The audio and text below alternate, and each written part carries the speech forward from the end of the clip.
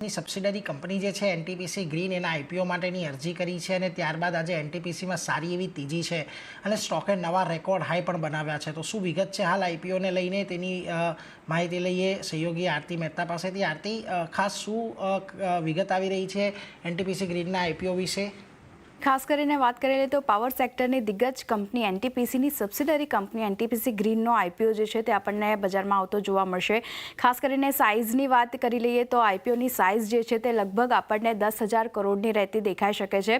આ તમામ નવા શેર જે છે તે અહીંયાથી આપણને જાહેર થતા દેખાઈ શકે છે અને ખાસ કરીને શેર હોલ્ડર્સનો અલગથી કોટા જે છે તે પણ આપણને જોવા મળશે. એટલે શેર હોલ્ડર્સનો અલગથી કોટા એટલે કે જેની પાસે એનટીપીસીના શેર છે તેમની માટે એક અલગથી કોટા છે જ્યાં તેમણે અપ્લાય કરવા રહેશે આઈપીઓ માટે. બીજી બાજુ એનટીપીસી ગ્રીન ની આઈપીઓની જરૂર કેમ પડી તેના પર એક નજર કરી લઈએ તો જે રિન્યુએબલ એનર્જી છે તેમાં ખાસ કરીને કંપની જે છે તે પોતાની ક્ષમતા જે છે વધારવા માગી રહી છે અને બીજી બાજુ જે 7,500 કરોડ રૂપિયાનું ઋણ છે તે પણ અહીંયાથી કંપની જે છે તે આઈપીઓના જે પૈસા આવશે તેમાંથી ચૂકવતી જોવા મળશે. તો આ એક બે હેતુ જે છે ખાસ કરીને કંપનીએ રાખ્યા છે જેની માટે એક આઈપીઓ જે છે તે આ કંપની લાવી રહી છે. ઓપરેશનલ ક્ષમતાની વાત કરી લઈએ તો એનટીપીસી ગ્રીનની ખાસ કરીને જે ઓપરેશનલ ક્ષમતા છે તો સોલાર સેગમેન્ટની વાત કરી લઈએ તો 3,071 મેગાવોલ્ટની છે અને વિન્ડ સેગમેન્ટની વાત કરી લઈએ તો 100 મેગાવોલ્ટની ઓપરેશનલ ક્ષમતા જે છે તે આપણને રહેતી દેખાઈ રહી છે. બીજી બાજુ પ્રોજેક્ટ પર અત્યારે જે કામ કરી રહી છે કંપની ખાસ કરીને તેના પર નજર કરી લઈએ તો 25,000 મેગાવોલ્ટનો પ્રોજેક્ટ અત્યારે હાલ કંપની પાસે છે જેના પર એનટીપીસી ગ્રીન જે છે તે કારોબાર કરી રહી છે. બીજી બાજુ વાત કરી લઈએ ભવિષ્યનું આયોજન શું રાખી રહ્યું છે કંપની શું રાખી રહી છે તો 3 વર્ષમાં રિન્યુએબલ પાવરમાં લગભગ 16,000 મેગાવોટ ક્ષમતા જે છે તે જોડવી એવું એક લક્ષ્ય જે છે તે કંપની રાખી રહી છે અને બીજી બાજુ 2023 સુધીમાં 60 ગીગાવોલ્ટ રિન્યુએબલની ક્ષમતા જે છે તે પણ આપણને બનતી દેખાઈ રહી છે. તો જે 2032 છે ત્યાં સુધીમાં એક 60 ગીગાવોલ્ટ રિન્યુએબલની ક્ષમતા જે છે તેનું એક લક્ષ્ય જે છે તે ખાસ કરીને એનટીપીસી ગ્રીને રાખ્યું છે.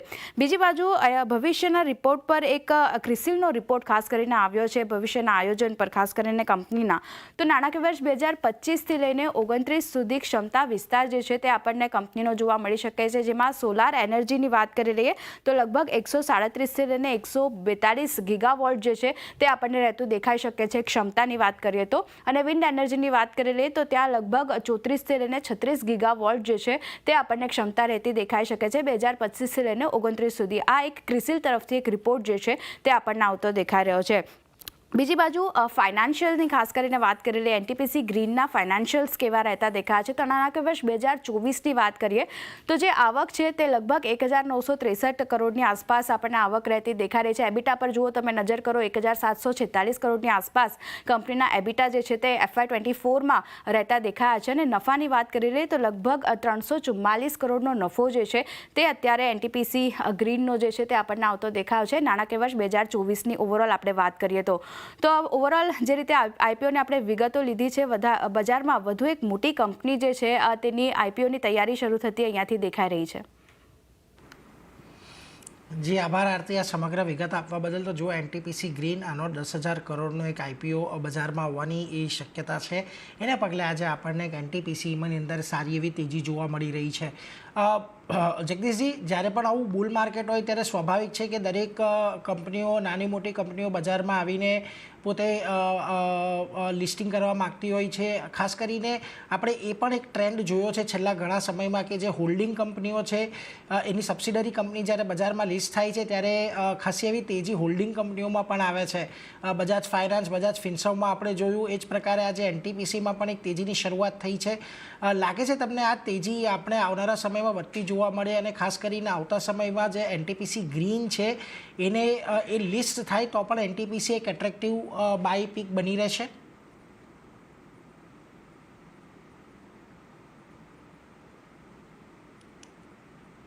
અનમ્યુટ કરવું પડશે જગદીશ સર.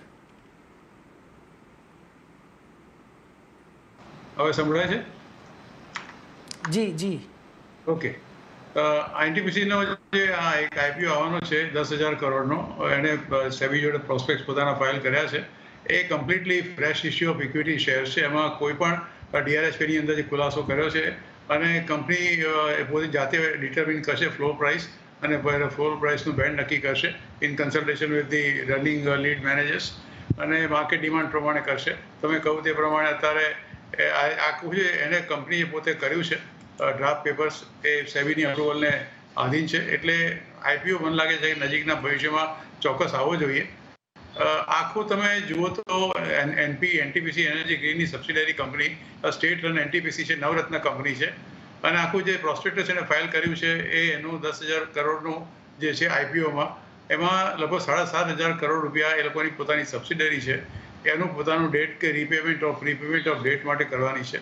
અને કંપની પોતે એક બહુ એમ્બિશિયસ રિન્યુએબલ એનર્જીનો ગોલ લઈને અત્યારે કંપની ચાલી રહી છે. અને અત્યારે એની કેપેસિટી 500 ગીગાવોટ બાય 2030 થશે. અત્યારે as on today any capacity છે લગભગ 200 ગીગાવોટ, એ વધીને લગભગ 500 ગીગાવોટ 2030માં થવાની. અને કંપની આપણે જાણીએ છીએ અને સરકાર પણ આને બહુ પ્રોત્સાહિત કરી રહી છે.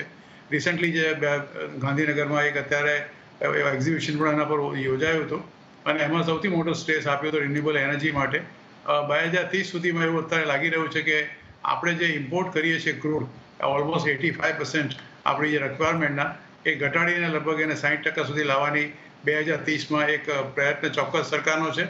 અને આને માટે એનટીપીસી નહીં, ઇવન રિલાયન્સ ઓલ્સો રિસેન્ટલી તમે જો ચેરમેન સાહેબની સ્પીચ સાંભળી હોય, એ પણ બહુ મોટા પાયે આવી રહ્યું છે. અદાની ગ્રુપ પણ બહુ મોટા પાયે એની અંદર પદાર્પણ કરી રહ્યું છે.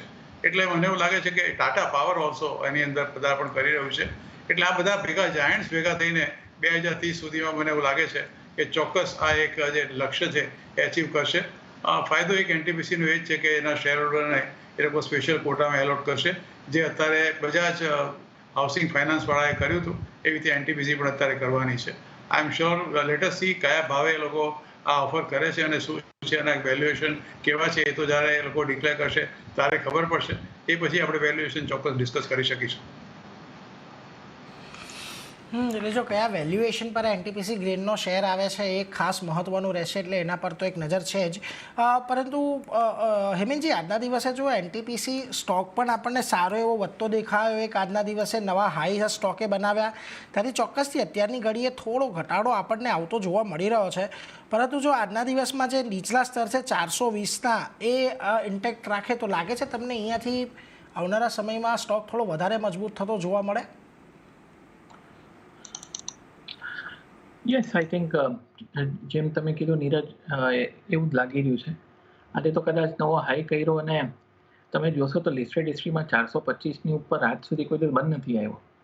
એટલે જેમ તમે કીધું થોડુંક અહીંયા કોન્સોલિડેટ કરે, પણ યસ તેજી હજી કોઈ પણ ટાઈમ ફ્રેમ પર જોશો Neeraj, short term, medium term, long term, તેજી હજી પણ તેજી જ છે, નોટ ટુ વરી. એટલે યસ, મને લાગે છે કન્ટિન્યુ કરી શકે. હવે 1-2 દિવસના 4-5 દિવસ લઈએ છે કે એકાદ એક દિવસમાં જ કરેક્શન પતાવી, કરેક્શન નહીં, કોન્સોલિડેશન એક્ઝોસ્ટ કરીને ચાલી જાય, કેવું મુશ્કેલ છે. પણ સેટઅપ તો સારું છે નીરજ, વાંધો નથી લાગતો.